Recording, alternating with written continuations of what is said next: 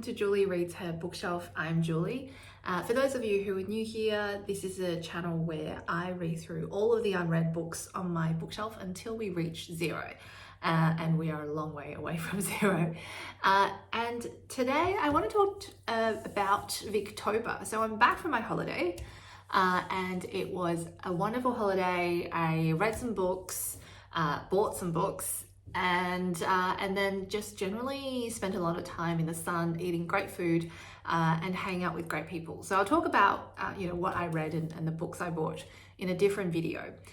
Today I want to talk about my Victober kind of possibilities. And as some of you may know from my video at the start of the year, every year I have a theme. Instead of setting myself reading goals, I just read around a particular theme, not exclusively, but I make a conscious effort to backfill some of my gaps in the reading, and also to get through some of the books on my bookshelf. And in 2023, the theme was Victorian literature. So in some ways, Victober is a duplication of my theme for the year. But really, it's also a chance for me to take stock of where I am with my theme at this point in the year, and look at what else I could be reading from my bookshelf that fits in around the Victorian theme. So there are some prompts for Victober this year.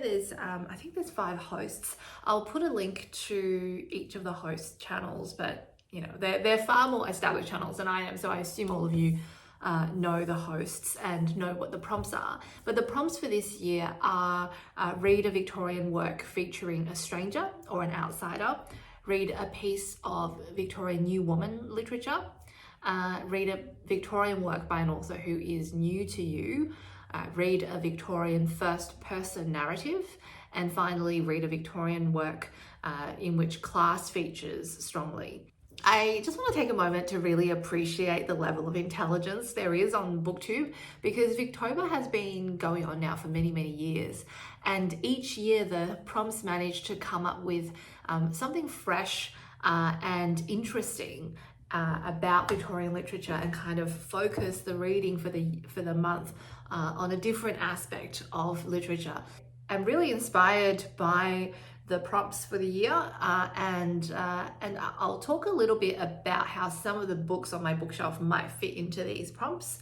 But as I said, with this channel, the goal is not to acquire new books until I really make some progress into my reading of unread books on my bookshelf. So I won't be going out and getting new books in response to some of these prompts. It'll be just a matter of trying to fit some of the books on my bookshelf to these prompts instead. The group read for the year is The Way We Live Now by Anthony Trollope. I won't be doing the group read because, as I said, this is really about me trying to get through my existing unread bookshelf rather than trying to acquire more books, even if it's reading on a Kindle or whatever. So I want to start by talking about some of the books I have read for my year of reading Victorians. So the first book I read in my year of reading Victorian literature is George Eliot's Middlemarch, and to date it is still probably one of the best books I've read this year. I've already talked about it a few times on this channel, so I won't repeat myself, except to say that I was so touched by the humanity, by the interwovenness of everyone's lives in this book, and just the way it seems to be both incredibly intimate in the way that it deals with ordinary people and their ordinary lives, but also incredibly grand and expansive in the way that you look through the lens of the ordinary at the extraordinary humanity that resides within us all. And I just think this is an incredible book. So after Middlemarch, I read Vanity Fair by Thackeray, and again, it's a huge book. I mean, one of the things that kind of has meant that I am not that well read when it comes to Victorian literature is just the sheer size of every book. Every book seems to be such an undertaking that I'm always sort of like reading around it or avoiding some of these books that have sat on my bookshelf gathering dust for years. But I'm really happy I read Vanity Fair. It was funny, it was almost War and Peace like in its scope.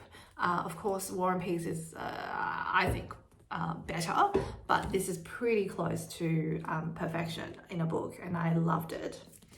And then we sort of went downhill a little bit after that, because I then read Tess of the D'Urbervilles by Thomas Hardy. It was okay. It was okay. I can't really get over how dramatic and weird the ending of this book is, and how it's not in keeping with what I felt was the general vibe of the book up until maybe the last 100 pages. But it is, of course, a book that fits in with a lot of the themes that comes up in Victober. Tess, in many ways, is an outsider. She is an unconventional woman, although I wouldn't call this a new woman literature. Of course, it's also a work in which class features very strongly. If you haven't read Tess of the D'Urbervilles, it's actually a pretty good choice for Victober. So it's a tentative recommend for me. I haven't read anything else by Thomas Hardy before, so I can't really say whether it's his best, but it is certainly one of his more well-known books. Of course, you can't really talk about Victorian literature without talking about Charles Dickens, who's probably the ultimate Victorian writer. And I have a complicated history with Charles Dickens. I've explained a few times on this channel already, in that the long story short is that I don't know that I like him. I find his authorial voice a little bit too strong and a little bit too deliberately charming. So, and also some of his characters are a little bit simplistic. Come on. But I did read this year A Tale of Two Cities. It's an okay book that is made memorable by the quite gut-wrenching ending that it has. So I won't say any more. It is a book that I think you need to experience just for the ending. And it fits in with some of the themes, I guess, because the book deals with the aftermath of the French Revolution. And because of that, a whole bunch of French former aristocrats came to the UK. So you could kind of see them as a form of stranger or outsider to life in London. But you could also argue that this is a book in which class features very strongly, and class certainly did feature very strongly in the French Revolution. So I do think it's a possible book if you were really struggling with prompts for Victober. And the final book that I read for my year of reading Victorians, the latest one that I read, is Syas Mana by George Eliot. So this is my second George Eliot book this year. I really enjoyed it. I'll talk about it in a different video because I read it in the last month. So I'll do a bit of a wrap up of this book, but it has a strange fable-like quality to it, which I really liked. It's nothing like Middlemarch. And it's certainly not as good as Middlemarch, which was amazing. But I really enjoyed it, and it's also the shortest of the Victorian novels I read this year. So if you were looking for a shorter commitment during Victober, I would say this is a good choice. And it's a book in which class features very strongly. So that is something that you could fit it under. And also it's a book where we talk about the life, or we follow one of the characters who is an absolute stranger and an outsider to the rural community he settles in. So, and I'll talk a little bit more about it in a different video, but I do recommend this book for Victober if you are struggling for a prompt and you're wanting a shorter read. So I think that's actually pretty good for this time of the year. I have read 2 books by George Eliot, 1 book by Charles Dickens. I've been introduced to Thomas Hardy for the first time, and I read Vanity Fair by Thackeray. So it's actually a pretty good overview of kind of your Victorian literature 101. So what is left to read? So I've done a little bit of a stock take of the remaining unread Victorian books on my bookshelf. I'm definitely not going to be able to get through them all before the end of the year.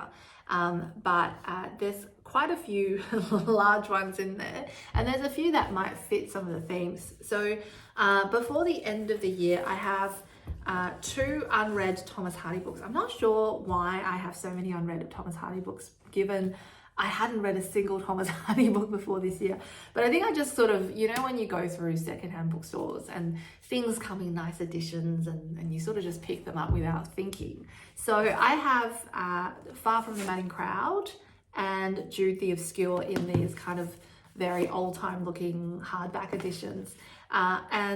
I'm particularly attracted to Jude the Obscure as a potential read next month. So Jude the Obscure is a book about the story of Jude Fowley, who is a stonemason who dreams of going to a university that's essentially modelled on Oxford. And Jude is kind of thwarted in his ambitions by his class, by other obstacles like the failure in his marriage, etc. I think this could fit under quite a few of the prompts for Victober. Jude is in many ways an outsider. There's obviously going to be a bit of class involved in this book, particularly given he's a stonemason who wants an education. And I think Thomas Hardy, if he's not really a new woman kind of writer, but he's often quite associated with that movement. I think the main female character in this book would fit kind of the female characters in new woman literature. So I think this could be a good option for next month. We have Bleak House. Now, I don't know how long this book has sat on my bookshelf. A long time. It is huge. I don't really love Charles Dickens. I haven't DNF'd this book because I feel like I haven't read kind of the really famous Charles Dickens works. Like The Tale of Two Cities is well known, but it's not really representative of his work. And the other Charles Dickens that I've attempted quite a few times now is Hard Times, which I'm told by everyone that it is not a good Charles Dickens book to start with, if it's a good Charles Dickens book at all. So I think I really have to give one of Charles Dickens' best known works a red hot go, and Bleak House is one of those. So I do want to keep it on my bookshelf. I'm not going to get rid of it or DNF it, but I don't think I want to commit to it next month, just because I'm really not in the mood to go through 1,200 pages of Charles Dickens for Victober and then read nothing else for the month. We have also unread on my bookshelf the Meal on the Floss by George Eliot. Now, I have already read 2 George Eliot books this year, so I think a third one might be overdoing it, particularly given there are so many other authors I could be reading, and there are also other works of Victorian literature which may also be better choices. So while I've got this on my bookshelf and I do intend to read it one day, it's not happening, I don't think, in Victober this year. And finally, we get to a book that is also a strong contender next month, which is Anthony Trollope's Can You Forgive Her? Now, I've wanted to read Trollope for a long time. He is an author who will be new to me, and I've never read anything by him. My problem with Trollope so far has been that I haven't really figured out whether I wanted to do the Barchester books or the Palliser books or one of his standalone works. He just has so many books out. But I have had this book on my bookshelf for quite some time, and it is the only Trollope book I actually own physically. So I think it's a pretty good choice, and it fits under the prompt of reading something by an author who is new to you. So the main contenders for next month would be Can You Forgive Her or Jude the Obscure. What do you think I should read? I'm only going to read one because I am not a fast reader.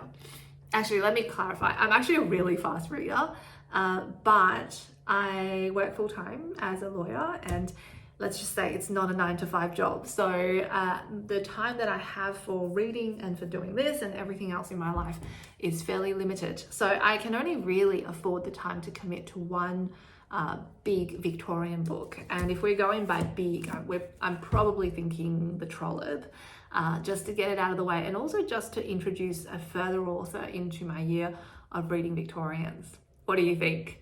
That's all for today. I will be back very soon with my wrap up of what I read this month and what I read while I was on holiday. And until then, see you BookTube.